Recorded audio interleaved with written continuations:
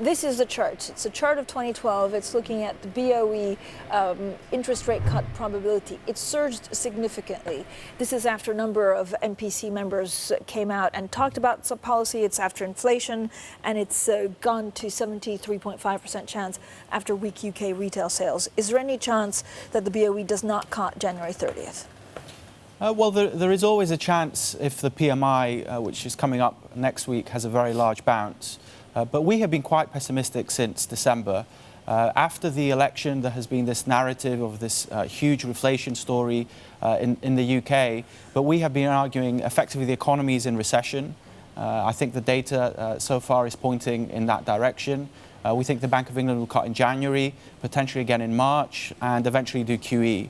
And the reason is, if you look at the fundamental driver behind UK economic weakness, it has been Brexit. And the reality is Brexit uncertainty is not going to go away.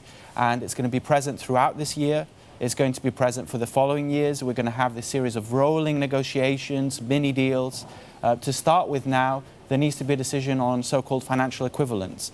And it's not a black or white decision. There's 40 different sub-decisions on all sorts of areas of the City of London. And this is just not an environment where the UK economy can grow above trend. Inflation will stay weak. Data will stay weak. Even if you get some election bounce, we don't think it's going to be sustained. And the risk is the Bank of England has to do Q eternity. But, George, why would they cut now? So it's, Mark Carney's last decision before he leaves the bank, and it's also right before, a couple of weeks before the budget. Well, I think one reason is that they're late. They should have cut earlier in the year, and they're realizing that they're late.